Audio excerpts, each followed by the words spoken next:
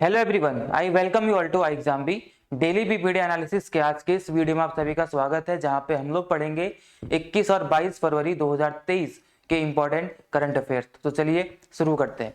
जैसे आप सभी को पता ही, हम लोग सबसे पहले डिस्कस करते हैं जो भी इंपॉर्टेंट डेज होते हैं। तो 21 तारीख को और 22 तारीख यानी कि आज दोनों दिन एक एक इंपॉर्टेंट डे था। जो 21 को था, 21 फरवरी को हम लोग सेलिब्रेट करते हैं इंटरनेशनल मदर्स लैंग्वेज डे। जो मातृभाषा दिवस होता है वो हम लोग सेलिब्रेट करते हैं 21 फरवरी को। इसको ऑब्जर्व करने का, सेलिब्रेट करने का मेन उद्देश्य क्या होता है? यही कि हमको मल्टीलिंगुअलिज्म को बढ़ाना है और भाषा के आधार पे भाषा की सीख लोगों को देकर के मातृभाषा की ज्यादा से ज्यादा लोगों को आपस में जोड़ने का, यूनिटी बढ़ाने का ट्राई करना है। ठीक है। It recognises that language and multilingualism can advance inclusion. इनका मतलब, इसका एम यह है कि लैंग्वेज की सीख और मल्टीलिंगुअलिज्म से हम लोग दुनिया को एडवांसमेंट की तरफ लेके जा सकते हैं। तो इसी के आधार पे इस बार की जो इसकी थीम थी मल्टीलिंगुअल एजुकेशन, ये इस बार की थीम थी multilingual education, a necessity to transform education. शिक्षा को ट्रांसफॉर्म करने के लिए मल्टीलिंगुअल एजुकेशन की जरूरत है। यह इस बार यानी कि 2023 की इंटरनेशनल मदर लैंग्वेज डे की थीम थी। ठीक है। आज 22 फरवरी को ऑब्जर्व किया जाता है world scout day. Scout guide आपने पहले स्कूल टाइम पे आप में से बहुत लोगों ने ज्वाइन किया भी होगा मेरे ख्याल से। तो जो स्काउट होता है, तो स्काउट की स्थापना किसने करी थी? लेफ्टिनेंट जनरल हुआ करते थे Baden Pavel. Lieutenant general Baden Pavel, इन्होंने इसकी स्थापना करी थी। तो इन्हीं की जन्म तिथि पर यानी कि इनकी बर्थ एनिवर्सरी के टाइम पे हम लोग मनाते हैं 22 फरवरी को वर्ल्ड स्काउट डे। ठीक है, हर साल इसको मनाते हैं। इस बार की थीम आपसे पूछ सकते हैं कि वर्ल्ड स्काउट डे की थीम 2023 के लिए क्या थी? Our world our equal future, our world our equal future, the environment and gender equality, the environment and gender equality. ये इस बार की थीम थी वर्ल्ड स्काउट डे की, जो कि 22 फरवरी को बेडन पावेल की बर्थ एनिवर्सरी पे मनाया जाता है। आगे बढ़ते हैं। आगे बढ़ते हुए हम लोग देखेंगे अपने इंपॉर्टेंट सेक्शंस को। सबसे पहले नेशनल यानी कि राष्ट्रीय देखते हैं। राष्ट्रीय सेक्शन से आपके लिए कौन सी न्यूज इंपॉर्टेंट बनी है? ठीक है, पहली न्यूज क्या बनी है? India and Singapore jointly launched UPI पे नाउ लिंकेज। भारत और सिंगापुर, जो कि साउथ एशियन नेशन है सिंगापुर, तो भारत और सिंगापुर ने भारत का यूपीआई और सिंगापुर का पे नाउ जो है डिजिटल पेमेंट ट्रांजैक्शन के लिए एक सिस्टम है, इंडिया का यूपीआई और यहाँ का पे नाउ, इन दोनों ने आपस में लिंकेज किया, यानी कि इन दोनों ने एक एग्रीमेंट आपस में साइन किया है। अभी लोग एक साथ मिलकर काम करेंगे एक दूसरे देश के लिए। इससे फायदा क्या होगा? जितने भी लोग यहाँ रह रहे हैं या फिर सिंगापुर में रह रहे हैं, वहां पे लोग इजीली अपने पैसे को ट्रांसफर कर सकते हैं यहाँ से अपने अकाउंट से। वहां पे कुछ चार्जेस मिनिमम से लगेंगे, लेकिन अब इन दोनों के लिंकेज के माध्यम से क्या होगा? इजीली पैसे को सस्ते तरीके से, उनको कॉस्ट कम पड़ेगी उसमें ट्रांजैक्शन करने के लिए, और ट्रांसफर भी वो लोग इजीली कर सकते हैं। यानी कि पूरे के पूरे ट्रांजैक्शन के सिस्टम को और इजी बनाने के लिए, एक्सेसिबल बनाने के लिए इंडिया के यूपीआई और वहां के पे नाउ ने आपस में क्या किया है? लिंकेज साइन किया है। Universal payment interface, unified payment interface UPI का फुल फॉर्म होता है। इसी तरीके से अभी कुछ ही टाइम पहले भारत की एक फिनटेक फर्म है, जो उनकी एक एप्लीकेशन है। आप सभी को उस फिनटेक फर्म की एप्लीकेशन का नाम बताना है जिसने क्या किया था, जो कि पहली ऐसी कंपनी या फिनटेक फर्म बन चुकी थी जिन्होंने अपने लोकल क्यूआर को दूसरे देश में वो लोग लगाएंगे, मतलब वहां के लोकल क्यूआर को स्कैन करेंगे आप इस एप्लीकेशन के माध्यम से, और अपने इंडियन बैंक के अकाउंट से आप पैसा कटवाएंगे और वहां पे पे कर सकते हैं। आपको बताना है कि वह कौन सी फर्म है जिसके बारे में बात कर रहा हूं, ये आपके लिए क्वेश्चन है। ठीक है, तो इंडिया के यूपीआई और सिंगापुर के पे नाउ ने अभी हाल ही में कुछ ऐसा ही एग्रीमेंट साइन किया जो मैंने आपके सामने भी डिस्कस किया। सिंगापुर, इसकी राजधानी सिंगापुर सिटी, और यहाँ की करेंसी क्या है? डॉलर ऑब्वियसली यहाँ पे चलती है। सिंगापुर जो है एक साउथ एशियन नेशन है, जो आपको जिसकी लोकेशन आपको यहाँ पे देखने के लिए मिलेगी। यहाँ पे मलेशिया, इंडोनेशिया, मलेशिया के बिल्कुल टिप में अगर आप आएंगे तो यहाँ पे एक पोर्ट सिटी आपको देखने के लिए मिलेगी जिसको हम लोग बोलते हैं सिंगापुर। ठीक है, बिल्कुल टिप पे बसा हुआ है, और यहाँ पे आप देखेंगे तो कोई भी यहाँ से अगर सामान या ट्रेडिंग करेगा तो यहाँ से होते हुए जरूर जाएगा। और हर वो देश जो बिल्कुल तट पे स्थित होगा वो हमेशा डेवलप रहेगा। तो इसीलिए सिंगापुर बिल्कुल डेवलप रहता है हमेशा से। कोई भी शिप कभी भी खराब होती है तो उसको सबसे पहले कहाँ लेके आया जाता है? यहाँ पे सिंगापुर पे, क्योंकि बिल्कुल टिप पे यहाँ पे ले जाना इजी पड़ता है, इसलिए बहुत ज्यादा डेवलप है सिंगापुर। ठीक है, साउथ एशियन नेशन है। साउथ एशियन नेशन की बात करते हैं तो साउथ एशियन नेशन से क्या एक ग्रुप बनता है? Association of south east Asian nation, south Asian he south east Asian nation है। तो association of south east Asian nation, ASEAN, ASEAN इसको बोला जाता है। इसमें 10 कंट्रीज आपको देखने के लिए मिलती हैं, 10, ठीक है। वह 10 कंट्रीज कौन सी हैं? जहां से भारत की सीमा खत्म होती है नॉर्थ ईस्ट में हमारी, वहां से आसियान कंट्रीज शुरू होती हैं, यानी कि यहाँ पर अरुणाचल प्रदेश, नागालैंड, मिजोरम और मणिपुर। इसके बाद से क्या शुरू होता है आपका? आसियान कंट्रीज शुरू होती है। म्यांमार से स्टार्ट करेंगे, Myanmar, Thailand, Laos, Cambodia, Vietnam, Malaysia, Singapore, Brunei और फिलीपींस। ये 10 कंट्रीज आपके आसियान में आती है, ठीक है। इतनी नॉलेज आपको इस क्वेश्चन से देखने के लिए मिल सकती है। साउथ ईस्ट एशियन नेशंस का एक एसोसिएशन है। आगे बढ़ते हैं इसमें, और आगे क्या क्या है आपके पास? स्टेट्स यानी कि राज्य। राज्य से क्या न्यूज इंपॉर्टेंट बनी है?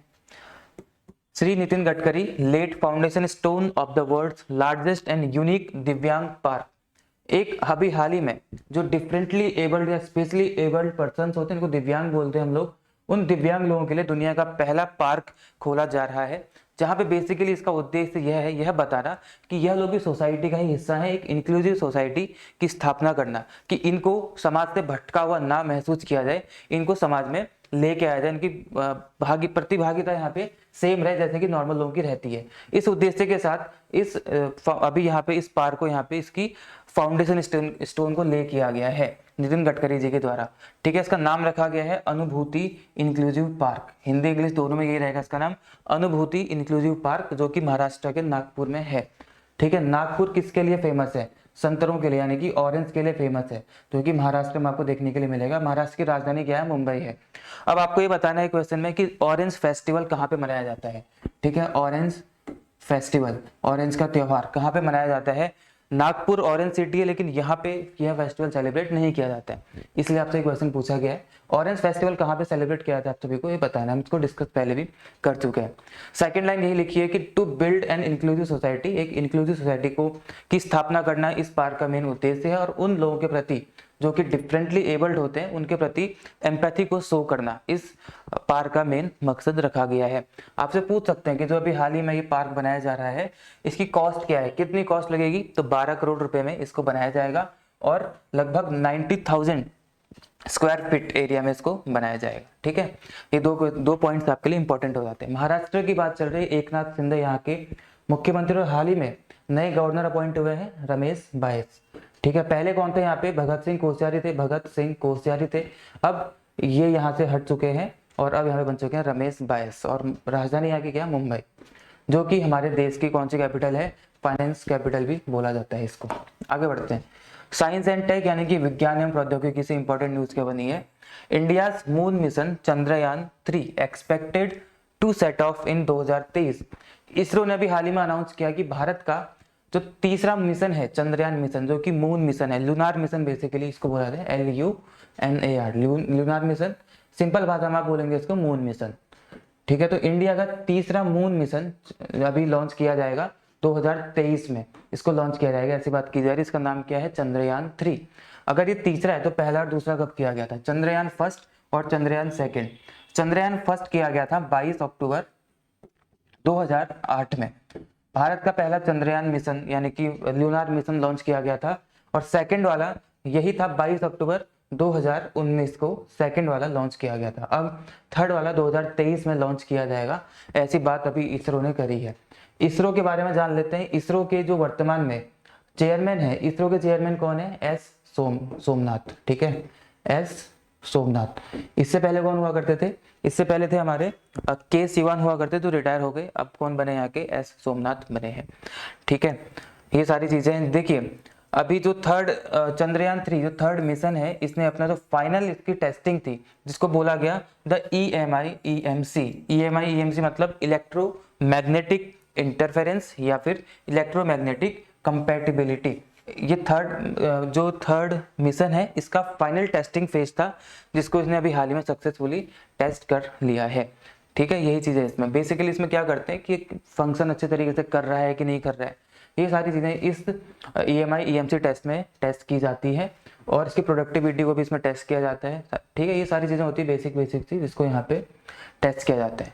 इतना डीप आपको नहीं जाना है इसके लिए, बस आपको बता दिया मैंने। 15 अगस्त 1969 को इसरो की स्थापना की गई थी, हेडक्वार्टर इसके बेंगलोर इंडिया में। आगे बढ़ते हैं। रक्षा यानी कि डिफेंस क्षेत्र से एक इंपॉर्टेंट न्यूज बनी है। दस्तलिक DUSTLIK दस्तलिक मिलिट्री एक्सरसाइज शुरू हुई, किस किस के बीच होती है? ये इंडिया और उज्बेकिस्तान के बीच होती है। इंडो उज्बेकिस्तान तो मिलिट्री एक्सरसाइज इनके बीच की दस्तलिक, इसको स्टार्ट किया गया। काफी इंपॉर्टेंट एक्सरसाइज है ये, काफी बार आपसे एग्जाम में पूछी गई, रिपीट मल्टीपल टाइम्स पूछी गई है उज्बेकिस्तान के साथ। और यह पिछले बार पिथौरागढ़ में हुई थी और इस बार भी यहाँ पे हो रही है। उत्तराखंड का एक डिस्ट्रिक्ट है, वहां पे लिखा हुआ है पिथौरागढ़। ठीक है, दस्तलिक किस किस के बीच? उज्बेकिस्तान इंडिया के बीच। इससे डीप आपको एसएससी के एग्जाम से नहीं जाना है, इतना ही पूछेगा कहाँ पे हुई? पिथौरागढ़ में हुई। किस किस के बीच होती है? इंडिया और उज्बेकिस्तान के बीच ये होता है। ठीक है, दस्तलिक। इससे ज्यादा कुछ नहीं जानेंगे, अगर जान सकते हैं तो इंपॉर्टेंट पॉइंट है कि किसने भाग लिया यहाँ पे, तो infantry battalion from the Garhwal rifles. तो गढ़वाल राइफल की इन्फेंट्री बटालियन ने इसमें इंडिया की तरफ से हिस्सा लिया है। और इसका पहला एडिशन, जो first edition of the exercise was held at Uzbekistan in November 2019। नवंबर 2019 में इसको उज्बेकिस्तान में ही किया गया था। ठीक है, यही आपको यहाँ पे जानना था। एक चीज और दिखा देता हूँ आपको कि ये जो एक्सरसाइज है, इसको जो आपका उज्बेकिस्तान है, ये कहाँ पे है? उज्बेकिस्तान बेसिकली एक मिडिल ईस्ट कंट्री है जिसमें कि 5 कंट्रीज आती हैं। वह कंट्रीज कौन कौन सी हैं? कजाकिस्तान, किर्गिस्तान, ताजिकिस्तान, तुर्कमेनिस्तान और उज्बेकिस्तान।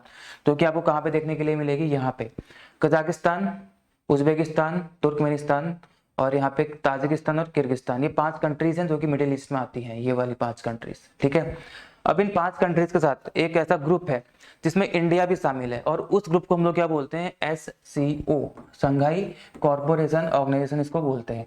SCO में यह इन 5 में से 4 कंट्रीज और इसके अलावा 4 कंट्रीज और हैं। टोटल मिला के कितनी हो जाती हैं? 8 कंट्रीज हो जाती हैं। ठीक है, 8। अब ये 8 कंट्रीज कौन कौन सी हैं, इसको मैं आपको दूसरे, आपने लोकेशन इसकी देख ली होगी, इसको हम लोग देखते हैं दूसरे पेज पे कि ये 8 कंट्रीज कौन कौन सी हैं। ठीक है, कहाँ पे चल रहे थे हम लोग? यहाँ पे। तो कौन कौन सी SCO में 8 कंट्रीज हैं? अगर आपको पता है तो कमेंट में लिख दो, अभी नहीं पता है तो बता देता हूँ। इंडिया, पाकिस्तान, चाइना, रसिया, 4 कंट्रीज ये हो जाएंगी आपकी जो SCO में है। इसके अलावा 4 कंट्रीज कौन कौन सी हैं? कजाकिस्तान, किर्गिस्तान, ताजिकिस्तान और उज्बेकिस्तान। ये 8 कंट्रीज हैं जो कि आपके SCO यानी कि शंघाई कॉर्पोरेशन ऑर्गेनाइजेशन में है। शंघाई चाइना का एक शहर है और इसका हेडक्वार्टर भी आपको चाइना में ही देखने के लिए मिलेगा। चाइना के बीजिंग में इस शंघाई कॉर्पोरेशन ऑर्गेनाइजेशन का हेडक्वार्टर है। ये 8 कंट्रीज यहाँ के फुल फ्लैश्ड मेंबर्स हैं। इनके अलावा 4 कंट्रीज जो कि जिनको कि यहाँ पे ऑब्जर्वर स्टेटस दिया गया है। ऑब्जर्वर स्टेट्स हैं जिनको कि ऑब्जर्वर स्टेटस यहाँ पे हासिल है। आप सभी को बताना है कि वो 4 कंट्रीज कौन कौन सी हैं। चलो 3 में बता देता हूँ, ईरान, बेलारूस और मंगोलिया। चौथी कौन सी कंट्री है जिसको कि यहाँ पे ऑब्जर्वर स्टेटस का दर्जा हासिल है, आप सभी को बताना है। ठीक है, 8 कंट्रीज आपके इस SCO में शामिल है। आगे बढ़ते हैं, अपॉइंटमेंट्स देखते हैं। इंपॉर्टेंट नियुक्तियां काफी इंपॉर्टेंट है, ये आपसे एग्जाम में पूछा जा सकता है। नीति आयोग के चेयरमैन। ठीक है, नीति आयोग जिसकी स्थापना 2015 में इसको स्टार्ट किया गया था।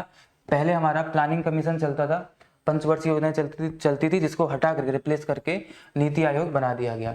इस नीति आयोग के नए चेयरमैन बने हैं, कौन अपॉइंट हो रहे हैं? BVR Subrahmanyam as the new chief executive, chairman नहीं CEO। ठीक है, नए CEO कौन बन रहे हैं? BVR सुब्रमण्यम। नीति आयोग की स्थापना 1 जनवरी 2015 को, जो मैंने आपको बताया, प्लानिंग कमीशन को रिप्लेस करके बनाया गया था। इतना ही इंपॉर्टेंट है, इतना याद रखना है कि इसके CEO कौन बन रहे हैं? कौन? BVR सुब्रमण्यम। ठीक है, परमेश्वरम अय्यर को ये रिप्लेस करेंगे, ज्यादा डीप में नहीं जाएंगे। आगे बढ़ेंगे, अवार्ड्स एंड रिवॉर्ड्स। इसके लिए आप सभी को हमारे टेलीग्राम चैनल पे मैं इमेज बना के दे दूंगा, जिसमें सारे के सारे अवार्ड्स ये वाले लिखे रहेंगे।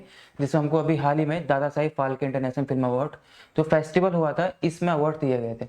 तो सारे के सारे आपको लिख के दे दूंगा। यहाँ पे एक ओवरव्यू देख लेते हैं इसका, मालूम तो चल ही गया ना कौन से अवार्ड हैं, दादा साहिब फाल्के अवार्ड्स हैं। तो बता देता हूँ कि जो अभी एक फिल्म आई थी कश्मीर फाइल्स, ठीक है, कश्मीर फाइल्स को यहाँ पे क्या किया गया है? बेस्ट फिल्म का अवार्ड वहाँ पे दिया गया है। और कौन कौन से अवार्ड दिए गए सारे यहाँ पे लिखे हैं। चाहे तो स्क्रीनशॉट ले लो, चाहे तो आप लोग इमेज के माध्यम से उसको प्राप्त कर सकते हैं चैनल पे हमारे।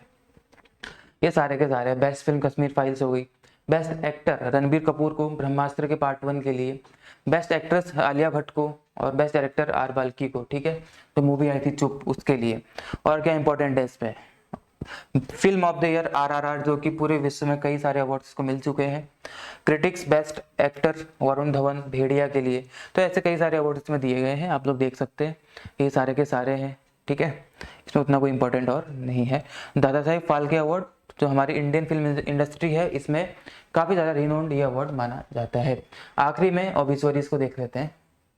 ओबिसवरीज ओपी कोहली, इनकी मृत्यु हो गई, जो कि एक पॉलिटिशियन थे, पहले गुजरात के गवर्नर रह चुके हैं और बीजेपी के लीडर।